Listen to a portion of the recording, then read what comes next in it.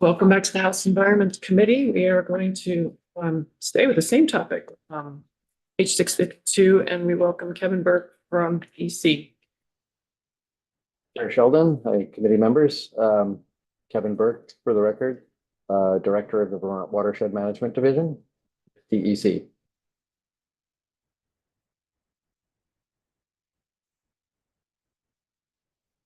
And I know there was a fair amount of testimony in advance of my arrival, but certainly happy to answer any questions that may have come up that I can answer.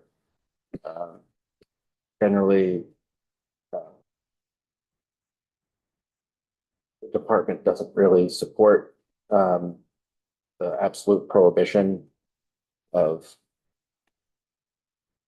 the discharge of the treated leachate within the Lake Memphremagog watershed. I know it's a complicated issue. There are a lot of national issues with regards to PFAS and related contaminants. And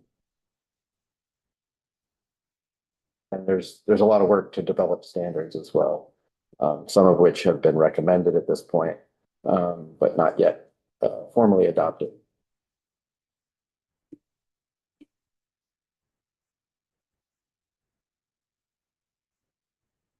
All right, so that's it. Can you expound a little bit about why you don't support it, or? Well, I think first it creates not really, I think one person that did testify earlier did note that it really just takes it from one watershed to another watershed. It's not necessarily a solution.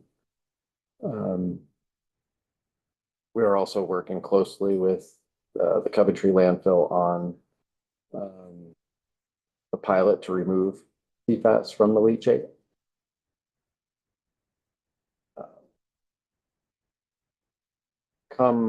It's hard for us to also restrict discharges for contaminant that is, we don't have a surface water quality standard presently. We don't have either a human health water quality criteria or aquatic life criteria. But I'll say EPA has adopted a national recommended aquatic life criteria for some of the contaminants. They're not specific to human health, but if they're not exceeded, they'd protect aquatic biota in surface waters. What is that standard? I don't have the specific value in front of me, but it's aquatic life criteria for PFOS and PFOA. And those are magnitude higher than, say, draft human health criteria. So when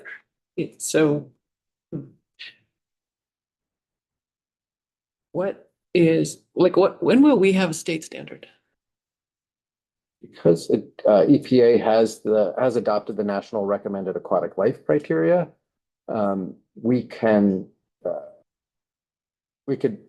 Vermont could adopt the aquatic life criteria in our next water quality standard triennial review, which would be essentially started probably at the end of summer of this year, 2026.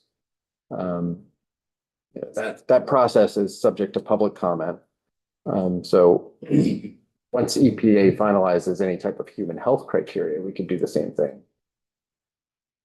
I guess I thought we had adopted, I get a little confused because of actually Matt Chapman's changing roles and where I was in my legislative career. But remind me where we are. We have a surface water standard, but not a drinking water standard in Vermont? We do not have a surface water standard. Okay. So other way around then. So what is the drinking water standard?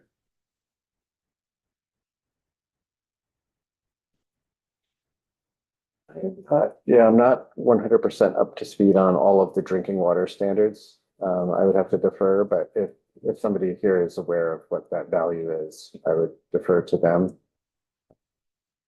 20 parts per trillion with a combined 5 Yeah, compounds. There are some federal standards for individual compounds. And so 4 DPT is the federal standard for 2 of the compounds. yeah. There's the drinking water MCL. Yes. Yeah. Maybe it would help to understand the watershed division's role. So we, In the development of standards. yeah, in the permitting of this process or in like, how is it that you're here with us today to comment on this topic? We've, our department, our division has issued the pretreatment permit for the Casella pilot, you know, the SAP unit that's treating the leachate. That will be treating the leachate, prior to taking the leachate for additional treatment. So our goal is to remove as much PFAS from leachate as possible prior to treating the leachate as it normally would. So I think we, you know, if we had a standard that we could rely upon, a surface water quality standard in our standards,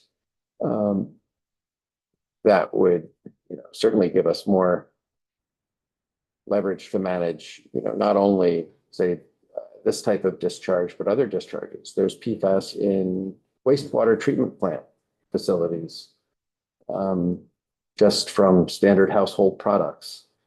So right now we're really just looking, you know, this bill looks at one type of facility, one discharge, when in reality, you know, there is other sources of PFAS entering surface waters. And we do monitor, you know, there is a fair amount of monitoring to learn about what those concentrations are in our wastewater treatment plants and so forth. But in terms of technology for removing and destroying those compounds, I think that's still being developed and still complicated as to how that fits into all the various facilities that hold a discharge permit. So what's between us and getting a surface water standard? Because I thought that was something we set in motion years ago.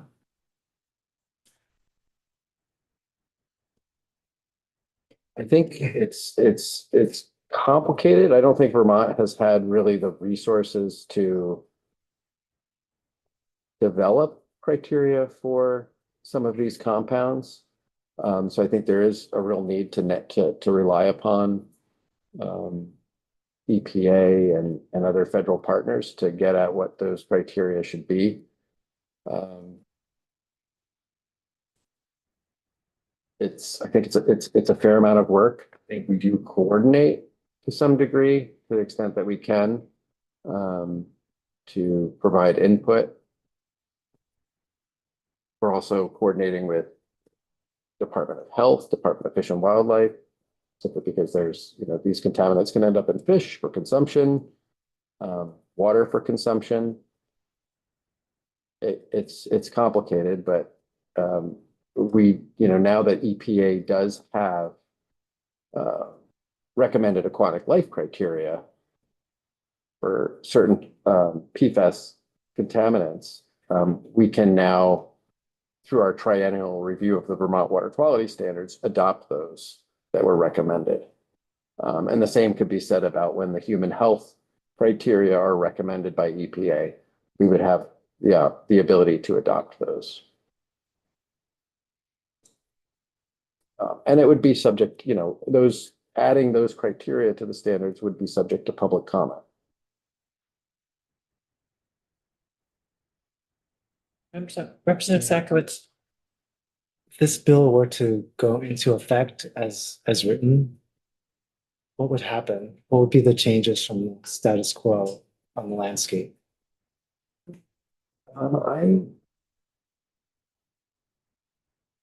I don't know what the ultimate change would be, in terms of how that would affect where leachate is taken, or, you know, if it would affect other solid waste facilities.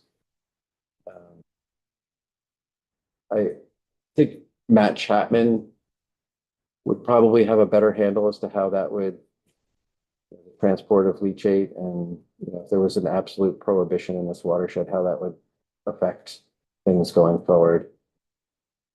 I can certainly ask that question and bring that information back to you. I just don't want to misspeak on what the implications of that would be. Representative Tagliavia. We heard testimony about elimination technology. Is the state also looking at that and trying to, I don't know, help or find out ways that we can deal with some of the PFAS when it is finally separated out of leachate to accelerate the process? I know our wastewater, direct discharge wastewater program does, you know, is engaged with looking at what other technologies have been deployed outside of Vermont. Including, you know, what's going on in New Hampshire, Maine, New York. I think it's somewhat evolving constantly. So I think, you know, understanding sort of what might be available in Vermont. It could include cost analysis. I really know that it's quite complicated to determine sort of, you know, how many levels of treatment are enough and what's feasible here. I'm not an expert on those technologies, but I do know that we're well aware that there's, you know, some of these technologies are deployed elsewhere, including the, you know, that align with what the pilot is for Coventry.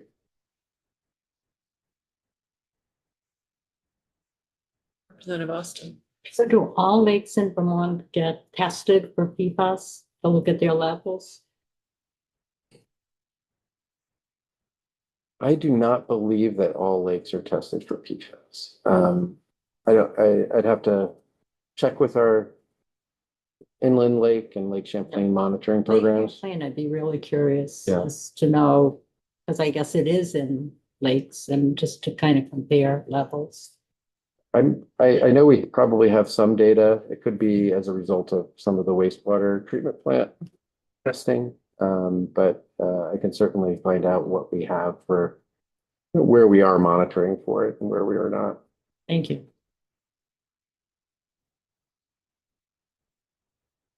Members have further questions?